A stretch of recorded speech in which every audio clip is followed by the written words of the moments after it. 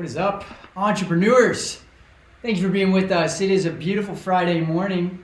You are tuned into the Non-Corporate Network. You want to tell them what show they're watching, Dustin? This is Entreprenews. News for entrepreneurs by entrepreneurs. So, you want to explain the format? Myself and Dustin, are going to debate the top 6 trending small business stories for 3 minutes each, give our takes on the situation. Dustin will attempt to try to be at the level of me in terms of the arguments. But again, we're just cut him some slack. He's still working on his arguments and fine-tuning them. So, but yeah, no, we're really excited to have you guys here today. And we're looking forward to getting into some juicy small business news. Anything you want to add before we kick it off? No, I'm excited to go over the next 6 headlines. Defeat you. I'm pumped for the new intro that we had. Thanks, Colton and Andre, for that. Yeah. You guys like that? I'm still, my hair's still drying, but okay. Well, without further ado, let's get into our first story. So, tech is shaping the protests. After more than a week of demonstrations, the protest movement is evolving. Demonstrators are reinforcing their tactics with some tech-savvy strategies, including over 600,000 downloads of an app called Citizen. It was ranked 744th in the Apple Store and jumped all the way up to 4th in most downloads. Kind of like a Waze, but for protesting, helping protesters to evade the police, find safe places to hide out. What are your thoughts on this kind of Underground Railroad-esque platform here? It's I don't know how sustainable it is, only because, if they're catering to protesting, I don't think protesting is going to last 365 days a year for the next 5-10 years. So I don't know how sustainable it is. I don't know how they're monetizing it. Outside of that, peaceful protesting, you don't really need to avoid police and all that. So, some people debate that, but at the end of the day, I'd love to know what their intent is. Is it to help peaceful protesting, or is it to kind of inspire non-peaceful protesting by, helping people with data? One thing that is interesting is, it's expediting digital transformation, and people are using more tools, more digital products to communicate, collaborate, and get stuff done. Yeah, it's crazy to see how many different avenues that this tech is going in. They're going to be sitting on quite a bit of pretty rich data in terms of location and, validating that these people are protesting. And so, if there's opportunities for businesses that are trying to attract those people that are protesting, obviously can be an opportunity for partnership. But like you mentioned, it's not something where people are paying a subscription to use this.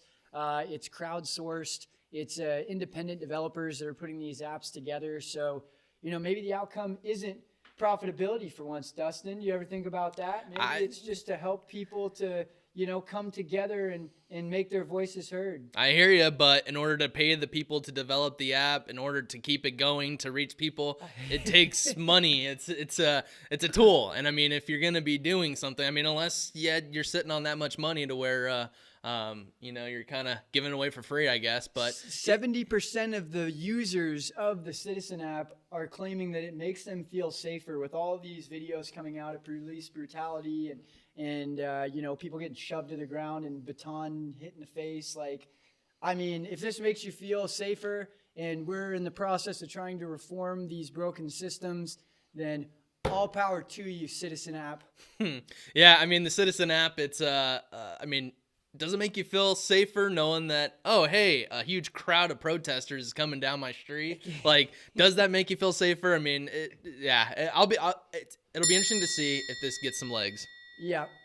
Fair enough. One win in the books. On to our next story here. Who is enforcing corporate mask policies? We've heard a couple of airline companies come out and mandate the use of wearing masks when you're in the airport, when you're on the plane. Personally, the only company I've been exposed to that's actually enforcing these policies and keeping people accountable is Costco. You got to walk in there, the lady at the front is telling you put your mask on. So what are your thoughts on if we should be mandating this? I saw that Arizona cases spiked to number 1 in the U.S. in the last couple of days. So represent. But yeah, obviously we don't really, we kind of did this to ourselves by downplaying it, I think. But what are your Yeah, thoughts? I mean, it's you go into so many businesses and no one's enforcing it. There'll be a big sign on the window that says you have to wear it in order to come in. I mean, I've gone in, haven't worn one, and no one says anything. So in terms of enforcement, I mean, it's just not being done. I mean, that being said, it's how many times have we seen who go back and forth on masks are good, masks are bad, you should wear it this way, you should not wear it that way. So I mean, who's to say whether, you know, it's working or not? Yep.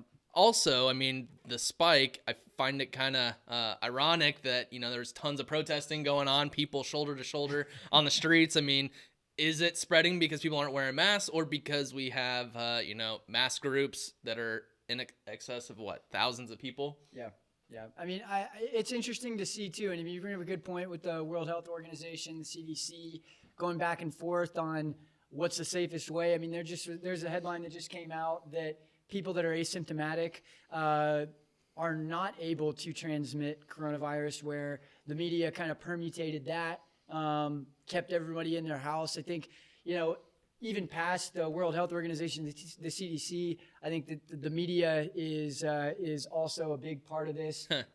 Whether it's the skewed results that they're giving in terms of the data, whether it's today the masks are not something that matters, tomorrow they are. I think that, you know, these businesses that have lots of foot traffic have to set a precedent. And we're seeing that in stores and places where people are touching things. But, you know, thinking about what are the places where you can get something airborne. I mean, the airport's probably one of the biggest, you know, places of people that are touching a lot of the same stuff, breathing a lot of the same air. So, I mean, yeah, I'd like to see us kind of set a precedence, whether it's from a executive level or state level, to, you know, just kind of try to control this a little bit. But, you know, having 100,000 people organize and spread it isn't going to happen. I hear it. And you bring up a great point with people touching stuff. I've seen so many times people wearing a mask, they go to sneeze, open the mask, sneeze on their hand, put it down, and all of a sudden they're shopping and touching pin pads. And at that point, what is the mask for? Yeah. I think there's more opportunity in pushing, hey, if you're going to cough or sneeze, go wash your hands or use hand sanitizer. Yeah, maybe it's not a mask policy that needs to happen. Maybe it's personal hygiene. Exactly. Okay, well, moving on to our next story. Honda paused production and closed offices following a ransomware attack. If you're not familiar with ransomware, essentially it is where hackers come in, take control of your data and your infrastructure from a computer and server perspective, and then they make you pay money to essentially unlock that data and give it back to you. And so just like you're holding somebody ransom in a kidnapping, they're essentially kidnapping the data of these companies. We're seeing more and more cybersecurity issues, more and more of this happening. I mean, for those of you that aren't aware, data is worth more than oil in terms of natural resources. We've created a natural resource of data that is now worth more than pretty much anything. Mm-hmm. What are your thoughts on ransomware, and should we be preparing more? Should we have better technology for this? Yeah, I mean, so worked with a client that helped with this, and it's amazing the pushback that they get where, oh, it's just too expensive. But it's like, okay, well, now what is the cost, Honda, to have your plant shut down for how long? You can't go into production. I mean, people look at short term so much, but I mean, outside of that, it's man, I keep investing into data defender ETFs, where it's just companies that help with data security. And essentially it's, I mean, there's going to be more and more of this as we do more data collection. I mean, we've talked about it so often. I mean, you're so opposed to collecting data, but I mean, it helps with personalization. Yeah. But as companies build a more robust database and get more information from phone numbers, emails, credit card, all that type of stuff, I think companies need to do a better job at investing for the future, because I mean, it could quickly bankrupt you and make you go out of business. Well, and you bring up companies. I think there's one company that comes to mind for me. I mean, you know, you think about if you are a monopoly, if you're an Amazon, a Google, a Facebook,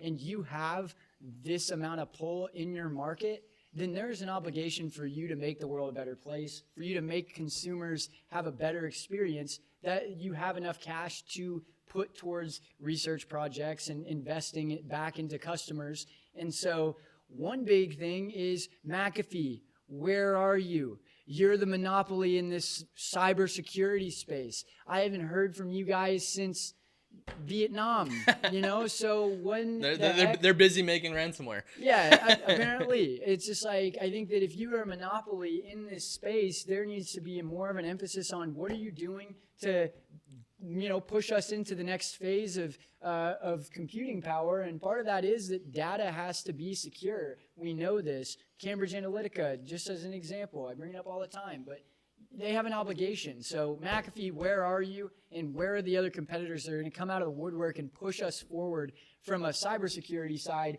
where we're seeing so many investments and advancements in the other technology? It's just like we're still in the Stone Age in cybersecurity. Yep. No, I completely agree. And speaking of companies that have tons of cash. Did you say that one more time? What you said before that? I think it was something along the lines of, I completely agree. Yeah, completely agree. Doesn't mean you won. All right. Before I got rudely interrupted, on to the next one. Speaking of companies with tons of cash, Amazon, they're partnering with Goldman Sachs to create credit lines for small businesses.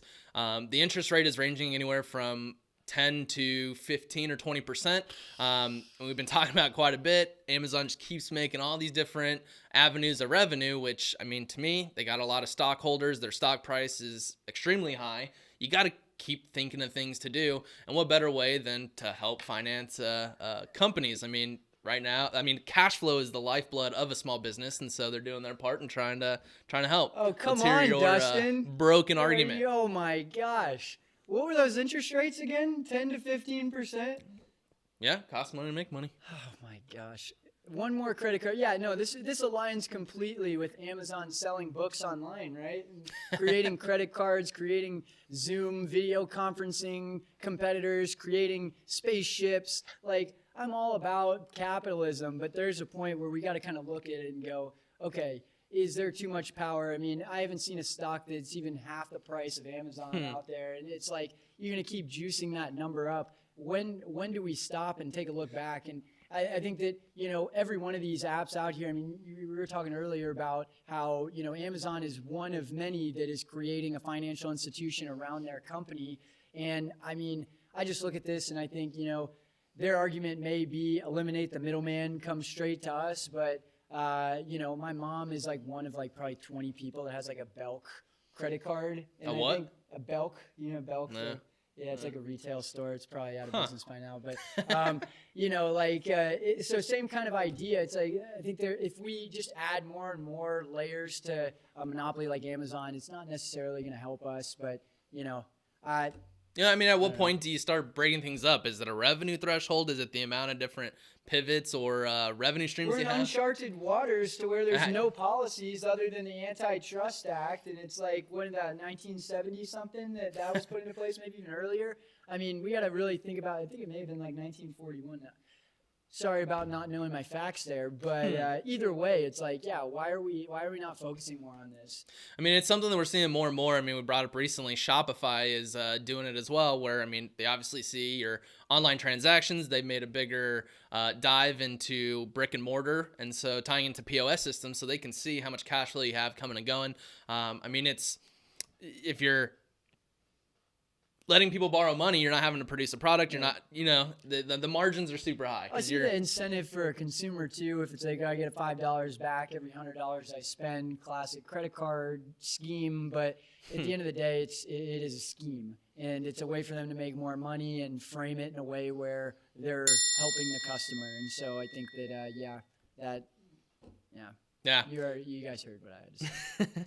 On to the next one. So Washington is dealing with the new problem when it comes to stimulus and the PPP. They, I guess, somehow looked under a rug and somehow found an extra $100 billion laying around. Billion.